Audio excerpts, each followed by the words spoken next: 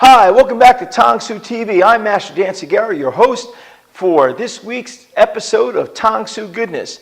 This week's episode, we have another great grappling segment by Master Josh Trowbridge, another great form application segment by Master Matt Becker, and we're going to be introducing some more segments this week and in future episodes with life hacks, how to use your Tong Soo Do training to improve your life, some safety tips, some teaching tips, and of course, drills by yours truly. So, sit back, enjoy, and we're going to start with our first segment. Take it away, Master Josh Trowbridge. Thank you, Master Segura. My name is Josh Trowbridge with World Modern Tong Soo Do Federation right here in Madison, Wisconsin. Today we're going to take the last 4 episodes and blend them. So we've worked on the bottom mount when we started off with the Upo rolling into guard. Then we went into guard with the breaks and stand-ups. Then we went to side mount, and then we went into taking the mount and taking the back. Now we're actually going to tie everything together. This set is actually one that I teach for my Tong Soo Do requirements. So for my school, this is the exact set that I do.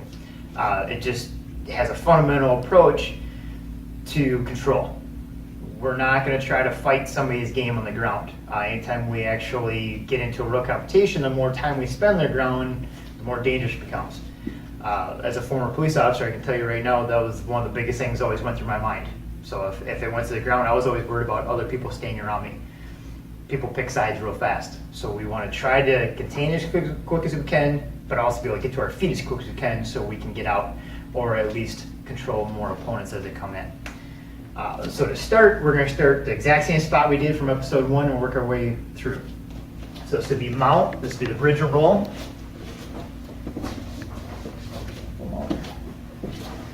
So as we're here again, we're taking an untrained opponent. You know, they think they're bigger and stronger, they're going to try to hold us down. We have tons of variations we'll get into later, but this can be our most basic way. So we're going to trap the foot I want to roll. So even if I can't get here, however close I can get is fine. I want both feet tucked in so I can get my hips as high as possible. I'm going to control, so I'm going to swim through. I want to go under his other hand here, this far hand, so I don't have to worry about beefing up a little bit. I want to keep my profile thin. This also keeps my elbows in. This right here is going to stop him from sliding his knee up as well. So I'm going to trap, get as high as I can before I roll. Up. Roll, base.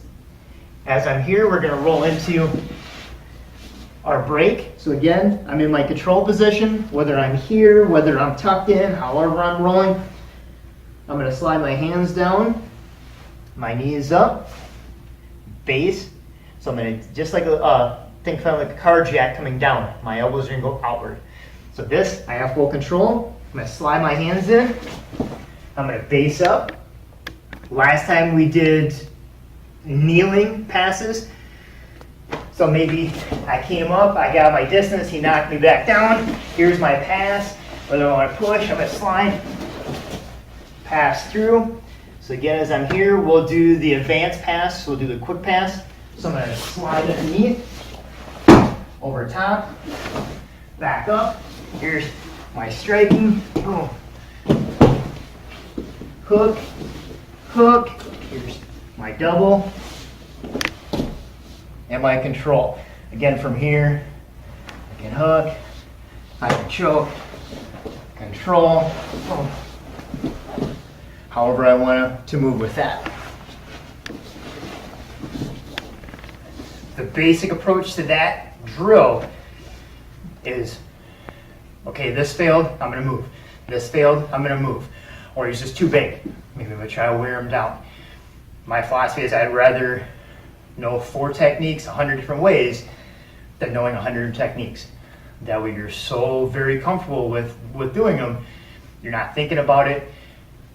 You don't want to muscle it. That's the biggest thing I have to drill over and over and over and over again. There's no muscle. It has to be technique. It's just like striking. It's just like self-defense, takedowns. Everything has to be fluid. Everything has to be smooth. The tighter I am, the more energy I burn. And we're going to assume our opponent's going to be much, much bigger. So right now I outweigh him, but in reality, it's probably going to be at least the other way around, my size versus his, if not bigger. So going into that, we'll hit that one more time, and then I'm going to switch into some other drills on how to get to the floor and some training drills that's actually good to have your students do and yourself. All right, so one more time, we'll start with that same drill. We'll swap the other way. Now I'm going to go the other way so you can see both sides of this. So under, trap.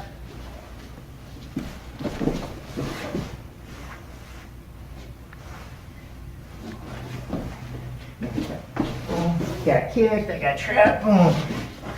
Move. Hit.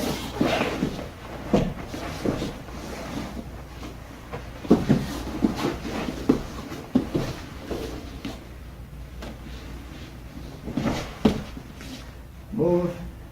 Moving through. Change directions. Crucifix. So that's our basic controls.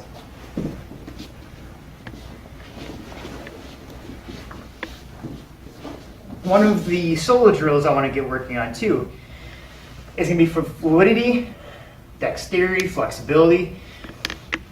Think of a ball. Our most basic concept in jiu-jitsu is the ball theory, beach ball. We want to stay tucked in, we want to stay light, we want to stay mobile. So if I'm sitting in a ball, when I roll back, I should be able to maintain a roll. It's also kind of like a stability ball. It's big in fitness now too. Try to jump on one of those sometime. You're gonna go flying off. That's our philosophy, is we want to stay that kind of mobile on the ground, tucked in. The flatter I am, the easier to jump on I am, the easier to hook into I am. So we're gonna stay very relaxed, very playful. So as I'm here, so I don't want to think of opening up, so I'm not going to open my feet up, so I'm not doing a crunch, I'm not doing this. I'm just staying tucked in and around. The next step to that, which we can also work reverse rolls and shoulder rolls, is our angles. So I can stretch over. So my feet are going to go straight, I'm going to be up my toes. And then as I go through, real basic. Now if we want to add a backwards roll to this,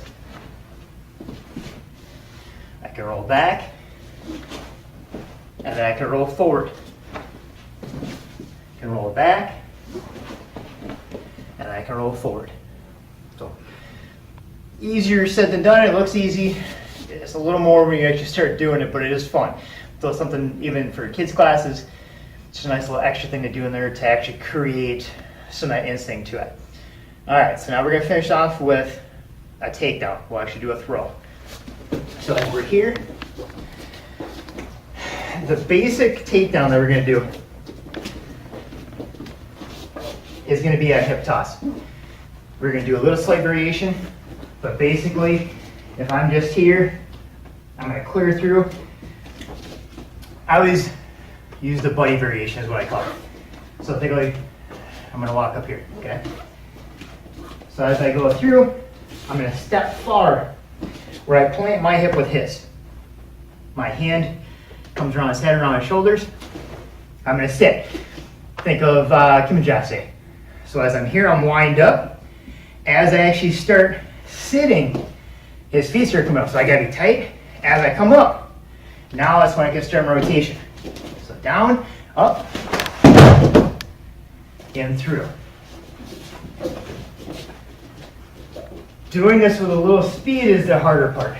So if I'm here, and I'm gonna do this a little quicker, to try to jump in here is a little bit of the harder part.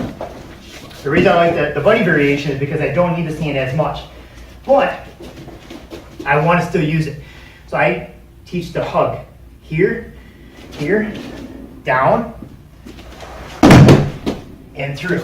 This is going to go into the sucker punch variation, the hook punch. So there's the striking area from the side. So now I'm over top. So it's a good block variation, a good flow variation. One more time, we're going to do a little slower. So it's just I do my basic blocks. Hook, step, and takedown. Again, these are all fundamentals, but it's things that you can put your own spice to. You add your own, flavor and style to it. Nothing's set in stone. Biggest thing, stay fluid, stay relaxed. Again, my name is Josh Trowbridge. I'm with World Modern Tongue Saddle Federation right here in Madison, Wisconsin. Back to you, Master Skira. Great drill, Master Trowbridge. Thanks for sharing that with us. Now we're going to go over the form application with Master Matt Becker. Take it away, Master Becker. Thank you, Master Segura. This is Matt Becker in La Jolla, California, and these are the applications of the Pyongan forms. In the last video, we did an application from Pyongan Samdan, and I got a lot of questions about that, so I'd like to provide a little bit more information about that one. This is the section that we showed last time.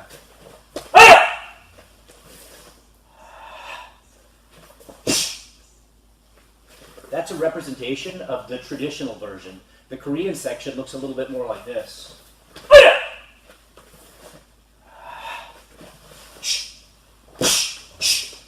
This way. Let me show you what I think the application is. Mr. Suter.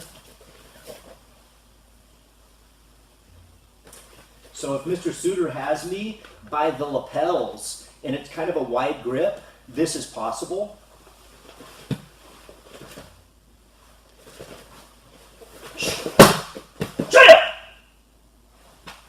Let me show you what I did. As I get my lapels grabbed, both of my arms are going to come up from the inside, and then I want to capture him under the elbows. I want to stay close. From here, little tilt, step behind, and then twist. He falls. From here, there's a nice little joint lock, or I could finish with a strike. The form also represents the what if the takedown doesn't work. So we get here, I'm in, I grab, I tilt, I do my little step behind, and he steps around my trap. So at this point, I'm committed, and I can strike him. Interesting in the Korean variation that there's a high step. If I have him in this front clinch, there's not really a place for me to step over him with an outside-inside kick. So I think that was just added for looks. Once I get my capture, I step behind, and there's a takedown. This works pretty well. Let me know after you try it. There's also this other application from the form at the very end that looks like this.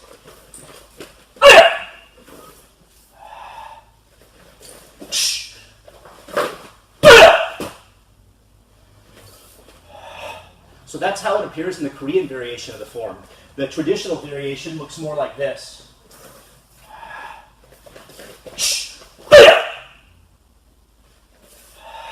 Let me show you what it is. So if I get caught in a rear naked choke, and he gets his hands together, my posture is broken, and he squeezes, this can render me unconscious in 8 to 12 seconds. So this is kind of an early counter. As the choke comes in, I want to catch the choking arm. I step out of the way and finish with an elbow strike. If I go to do the elbow strike and he's not there, look, he's there. So I punch instead. Let's look at it again. The choke comes in, I catch the arm, I step, and I strike. If he's not there, then I remove the choking arm and I punch behind.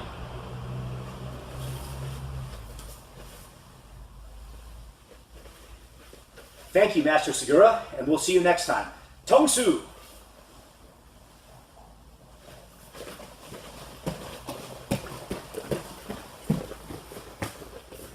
That was a great form application, Master Becker. Forms are so important, and if you don't know the applications, then you really don't completely understand the form. So we appreciate Master Becker for sharing his theories and applications on the form. This week's segment, I'm going to talk about instincts versus tactics and how that combines into your basic blocks. So this will give you a theory, a system to handle very spontaneous attacks using your basic blocks. So with that said, we're going to go to the segment. Enjoy. Hi, Master Dan Segarra for Tstv. Welcome to this week's segment. I'd like to talk about the basic blocks. You know, typically it's tradition to practice your basic blocks in a kimajase and then turn your hip and block, turn your hip, block, turn your hip, block, turn your hip, block, turn your hip, block, turn your hip, block, pull your hip back, block, right? So we know that. But if you've ever tried someone coming in with a strike, turn your hip, block, you're going to get nailed. Because they're doing a 1-beat motion and you're trying to do a 2-beat motion. So think about it. It can't be that way. It can't be designed that way. Blocks have been around for many, many years. So why do it that way? Well, my theory is it's a 2-motion action. So if you think of it this way, as the first motion is protecting your center and an instinctive motion. So when somebody goes to hit you, instinctively you cover. The second motion is the tactical part of the motion. So it's instinctual or and then tactical.